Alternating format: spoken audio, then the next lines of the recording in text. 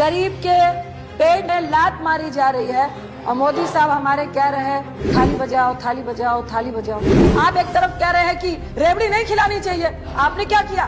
पूरे देश को जियो का रेवड़ी खिलाई। पहले बोला मुफ्त में दे रहे हैं, मुफ्त में दे रहे हैं, मुफ्त में दे रहे हैं। जब आपको आदत डल गई उसके बाद अब कितने में जियो का लोग प्रीपेड और पोस्ट पेड भरवाते हैं। ये कौन सी रेवड़ी थी?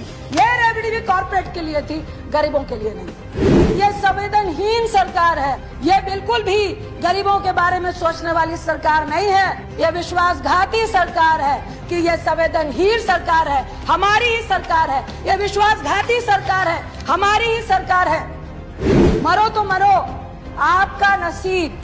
ये प्रधानमंत्री मोदी जी के शब्द थे मनमोहन सिंह जी के लिए। हमारी माननीय मंत्री स्मृति ईरानी जी ने कहा कि जब भूखा बच्चा चीख चीख कर भूख से व्याकुल हो रहा होता है तो सरकार क्यों नहीं सुनती है। आपने 1600 रुपए का एक झुंझुना पकड़ाकर 7 करोड़ लगभग लोगों को आपने चूल्हा और गैस दिया। आपको मालूम था कि गरीब आपके झांसे में फंसेगा। आई विश कि स्मृति जी आइए और हम लोगों के साथ, अगर आप चीख चीख के उस बच्चे की पुकार और दर्द को समझ रही थी तो आइए ना। आज गैस सिलेंडर 10,054 रुपए हो गया है। आज आप हमारे साथ चीख चीख कर गरीबों की बात करिए, अपने घर की रंजिश मत निकालिए प्लीज। आप सारा ठीकरा यूक्रेन की लड़ाई पे ठोक रहे हैं, आप कोविड को दे रहे हैं, लेकिन आपने, आपकी नीति ने जो नोटबंदी से 2016 से जो गलतियां पे गलतियां की, कभी भी उसका आप जिक्र नहीं कर रहे। मुंशी प्रेमचंद जी की एक रचना याद आ गई, गोदान, गो का दान। एक बहुत गरीब फैमिली थी जो पूरे जिंदगी भर सपना देखती रही कि अपने बच्चों को दूध और दही खिला पाए, एक गाय को पाल के। लेकिन उसका पति बीमार पड़ता है और शैया पर होता है। 5 मिनट बाद उसकी डेथ होने वाली होती है और पंडित जी आते हैं और कहते हैं कि गोदान कर दीजिए तो आपका पति स्वर्ग सिधार जाएगा।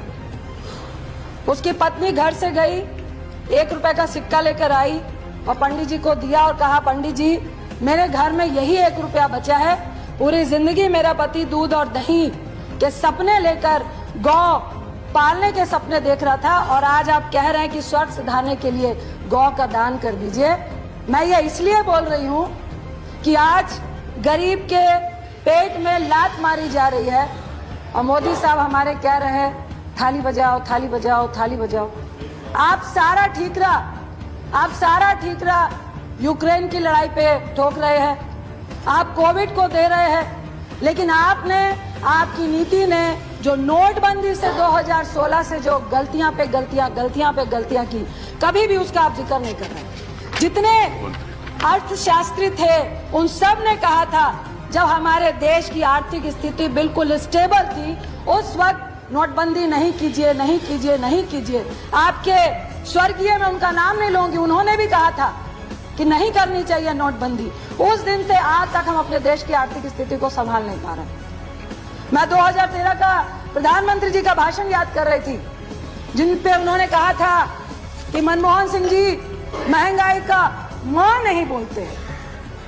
प्लीज मनमोहन सिंह जी आए और महंगाई के बारे में बताएं कि कब कम होगी। उन्होंने कहा मरो तो मरो, आपका नसीब।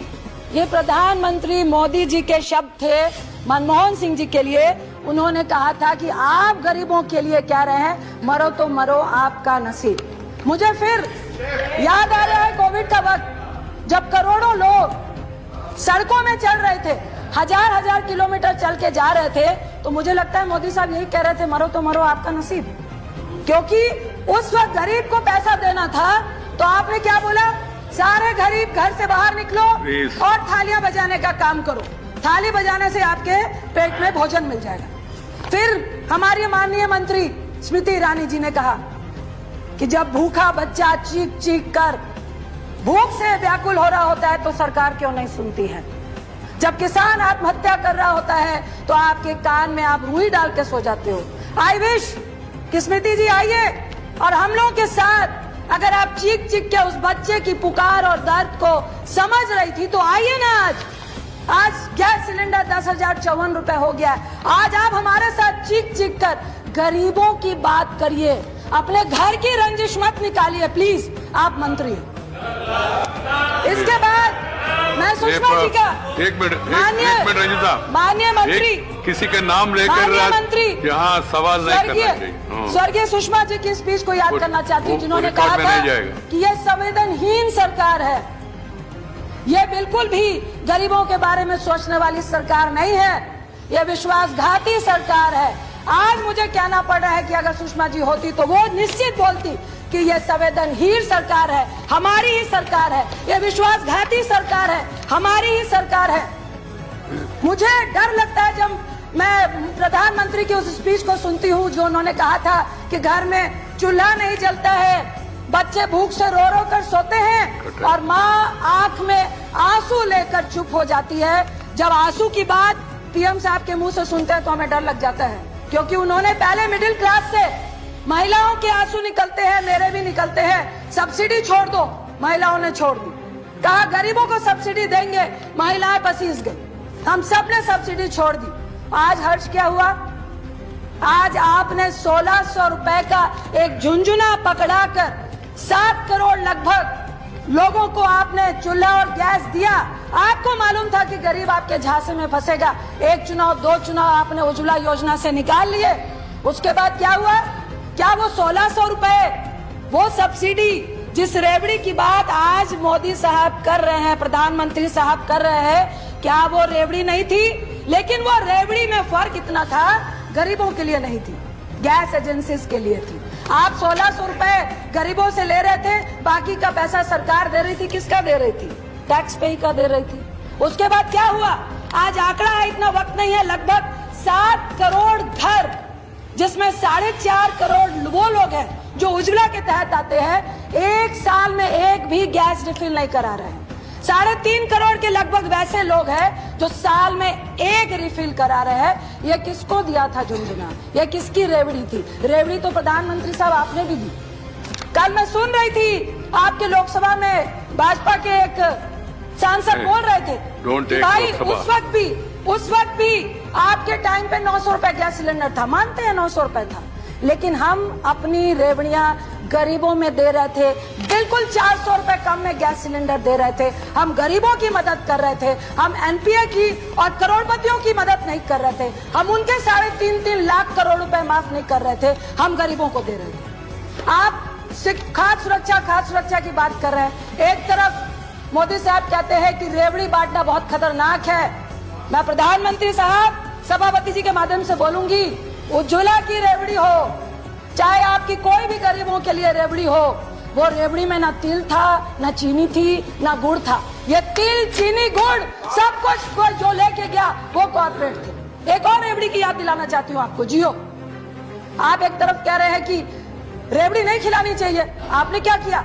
पूरे देश को जियो का रेवड़ी खिलाई। पहले बोला मुफ्त में दे रहे हैं, मुफ्त में दे रहे हैं, मुफ्त में दे रहे हैं। जब आपको आदत डल गई, उसके बाद अब कितने में जियो का लोग प्रीपेड और पोस्टपेड भरवाते हैं। ये कौन सी रेवड़ी थी? ये रेवड़ी भी कॉर्पोरेट के लिए थी, गरीबों के लिए नहीं थी। दूसरी तरफ मैं आपको जरूर कहना चाहूंगी कि मेरी बात हो रही थी, एक छोटी सी फैक्ट्री चलाने वाला व्यक्ति है, उन्होंने सुबह बोला कि जीएसटी, निर्मला जी का कल मैं भाषण सुन रही थी कि उन्होंने बोला कि लगभग 1,45,00,000 करोड़ जीएसटी समथिंग, मेरे आंकड़े गलत हो सकते हैं, कि इस बार भी हमने जीएसटी से पाया। मैं मंत्री साहब से पूछना चाहूंगी, आप जीएसटी तो पा रहे हैं, जो लोग काम कर रहे हैं, फैक्ट्रियां चला रहे हैं, विद इन मंथ उनको ब्याज, बैंक का ब्याज भी देना पड़ता है, जीएसटी भी गवर्नमेंट को देना पड़ता है। 15 दिन के अंदर अगर वो नहीं देंगे तो आप पेनल्टी लगाते हैं, लेकिन उनका जीएसटी का इनपुट आपको कितने दिन में देना था? एक साल लगाकर आप उनका इनपुट नहीं देते हैं। क्या खरबों रुपए आप उनके इनपुट से बना के क्या सरकार पूरे देश को उसी इनपुट से चला रही है?